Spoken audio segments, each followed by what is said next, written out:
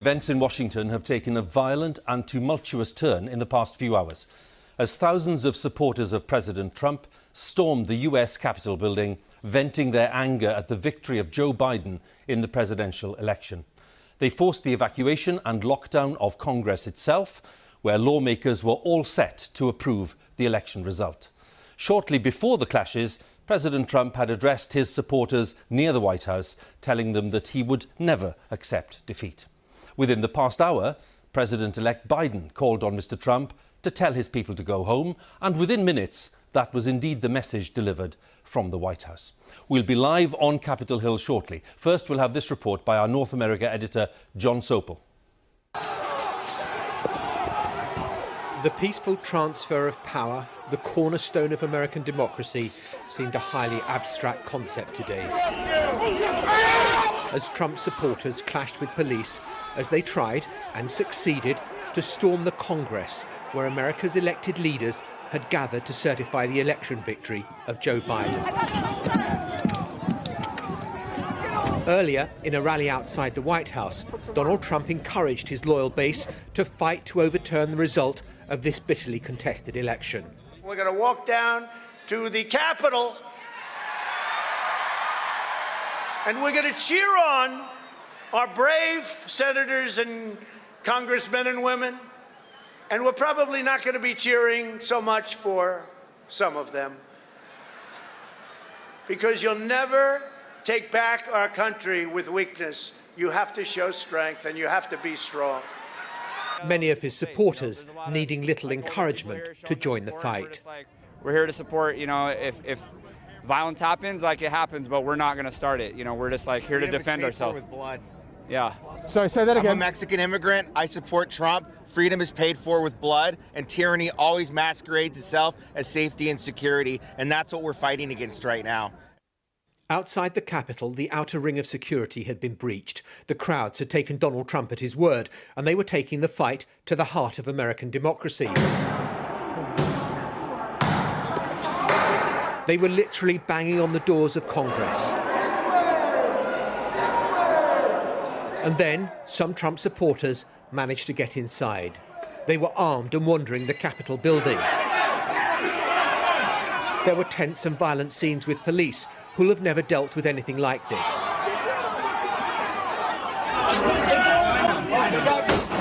These pictures appear to show a woman protester being shot inside the Capitol building. A stretcher was sent in. She was later given CPR. A protester breached the inner sanctum of the chamber. The Vice President had to be removed to safety by his Secret Service detail. And then the joint session was adjourned. Earlier, the Republican Senate leader, for so long a loyal lieutenant of the president, turned on him with this withering assessment. If this election were overturned by mere allegations from the losing side, our democracy would enter a death spiral. We'd never see the whole nation accept an election again. Every 4 years would be a scramble for power at any cost. And the Vice President, who's officiating over this joint session and has shown Donald Trump near slavish loyalty, also said it was not his role to overturn the verdict of the people. My oath to support and defend the Constitution constrains me from claiming unilateral authority to decide which electoral votes should be counted. And he went on, the presidency belongs to the people and to them alone. And the president-elect has gone on television to warn that American democracy is under unprecedented assault. And he made this appeal. I call on President Trump to go on national television now to fulfill his oath and defend the Constitution and demand an end to this siege, to storm the Capitol, to smash windows, to occupy offices, the floor of the United States Senate, rummaging through desks, on the Capitol, on the House of Representatives, threatening the safety of duly elected officials. It's not protest. It's insurrection. Donald Trump has spoken. He called on his supporters to stand down. But condemnation There was none. This was a fraudulent election, but we can't play into the hands of these people. We have to have peace. So go home. We love you. You're very special. The chamber has emptied, democracy put on hold. Outside they were scaling the ramparts, the mob for the moment in charge, believing they have the right to overthrow the will of the people. Tonight, the shining city on the hill, as America likes to describe itself, feels as though the light of democracy is flickering dangerously. John Sopel, BBC News, Washington. John's report there, we'll be talking to him in a short while, but these are the images now in Washington, D.C. tonight. The president's message has been delivered. He's told people to go home.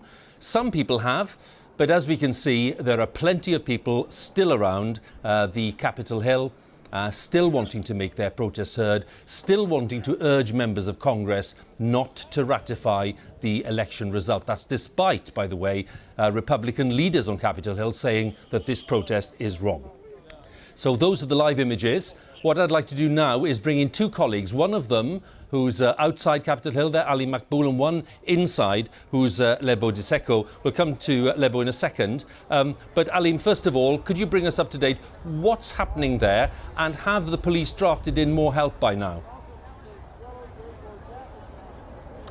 Well, there was a lull for an hour or so. There were hundreds of protesters all the way up the steps of the building on every side, right up to the doors of the Capitol. As I say, there was a lull. Just as you were watching that report, in the last few minutes, the police finally started to use sound bombs and some form of tear gas, and you might be able to make out that they've cleared one level of the steps outside the Capitol building. Still lots of people still here.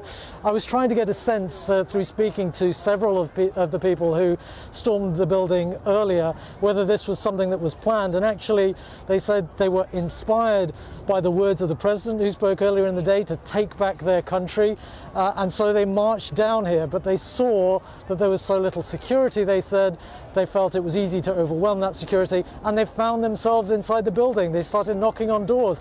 They entered into the chamber, but they said it hadn't been the plan, but they said they will continue to make their presence felt until the election result, they say, is overturned in a bid to do what the man they follow is telling them to do, which is to take back their country. This is what they translate that to be. Alim, thank you very much. And still the action ongoing, as Alim was telling us there, and we're still hearing it in the background. Let's go inside the building, and Lebo is there for us. You've been there all the while, Lebo, and I'm just wondering what you made of the scenes we saw earlier on, and what's going on there right now. I can see that you've gone to a quieter area for the moment, but what's going on?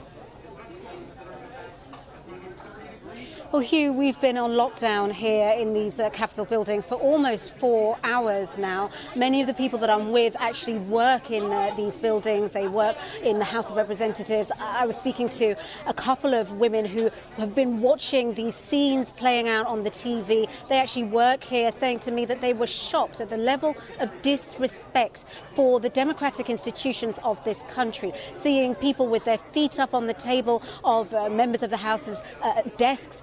They're not even allowed to touch the desks on the floor. They saw them strewn around and treated with utmost disrespect, they said. I also spoke to a gentleman who works for a member of the House of Representatives. I asked him how he felt that now that Donald Trump has told his supporters to go home, he said it's too little, too late. He called this an assault on the democratic institutions of this country. So, I mean, the general feeling here has gone from palpable shock to stunned disbelief, really, Hugh. Lebo, many thanks once again, and for the latest there on the scene for us inside the Capitol. In another part of DC, Washington DC, we have John Sopel, our North America editor, whose report we saw earlier on.